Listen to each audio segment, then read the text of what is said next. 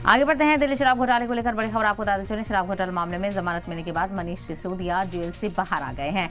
आम आदमी पार्टी के कारकुनान ने बड़ी तादाद में जेल से बाहर जमा होकर सिसोदिया के रिहा होने का जश्न मनाया। तो वहीं रिहाई के वक्त मनीष सिसोदिया के साथ आम आदमी पार्टी के राज्यसभा सांसद संजय सिंह भी नजर आए। पार्टी कारकुनान को खिताब करते हुए सिसोदिया ने कहा कि वो बाबा साहब की आइन की बदौलत ही जेल से बाहर आ पाए हैं और इसी आधार पर केजरीवाल भी जल्द ही छूटेंगे। तिहाड़ में बंद दिल्ली के साबिक डिप्टी सीएम मनीष सिसोदिया को बड़ी राहत यहां पर मिली है। सुप्रीम कोर्ट ने उन्हें जमानत दे दी है। दोनों ही मामलों में, यानी जो सीबीआई की तरफ से और ईडी की तरफ से कार्रवाइयां चल रही थी, उन दोनों ही मामलों में मनीष सिसोदिया को बिलाखिर जमानत मिली।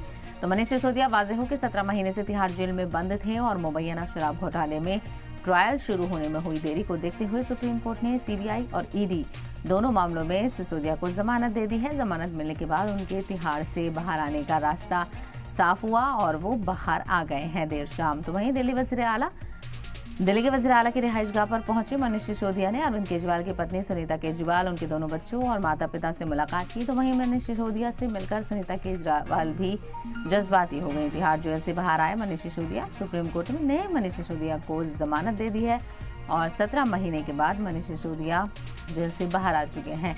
वाज़ेह हो कि पिछले साल 26 फरवरी को उन्हें गिरफ्तार किया गया था और अब 18 महीने के बाद मनीष सिसोदिया को राहत मिली है। तो 10 लाख के निजी मुचलके पर उन्हें जमानत मिली है और हफ्ते में 2 दिन उन्हें जाकर थाने में हाजिरी भी लगानी होगी और पासपोर्ट भी जमा करना होगा। तो वहीं जेल से रिहाई के बाद मनीष सिसोदिया का बयान सामने आया है कि आपके प्यार की बदौलत बाहर आ पाया हूँ और आइन की ताकत से केजरीवाल भी बाहर आएंगे।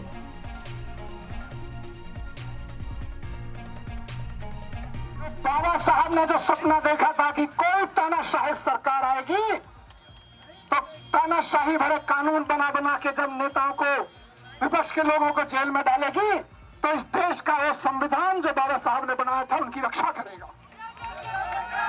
एक आम आदमी जो तानाशाही के खिलाफ बोलेगा, तानाशाही के खिलाफ बोलने वालों को अगर सरकार जबरदस्ती जेल में डालेगी तो संविधान बचाएगा,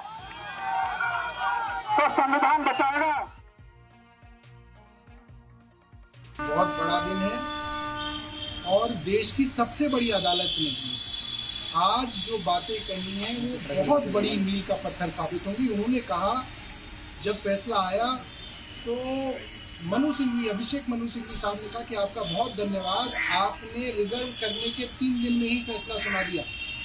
और कोर्ट ने मुस्कुराते हुए कहा, it's a matter of somebody's liberty, every day counts. यानी कि कोर्ट इस बात को रिकॉग्नाइज कर रहा है कि आपने बिना ट्रायल के किसी राज्य के उप मुख्यमंत्री को 17 महीने जेल में रख लिया। आपने कहा कि 6 से 8 महीने के अंदर हम ट्रायल कंप्लीट कर देंगे, ईडी ने कहा, और 8 महीने बीतने के बाद आपकी ट्रायल शुरू ही नहीं हुई है।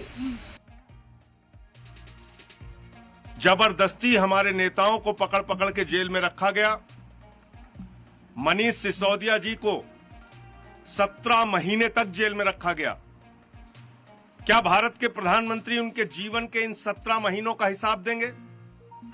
क्या भारतीय जनता पार्टी उनके इन जीवन के 17 महीनों का हिसाब देगी, जो शायद दिल्ली के स्कूलों को बनाने में काम आता, बच्चों को अच्छी शिक्षा देने में काम आता? जिंदगी के वो 17 महीने आपने जेल में डालकर बर्बाद किए मनीष सिसोदिया के। एक झूठे केस में फंसाकर जेल में रखा गया।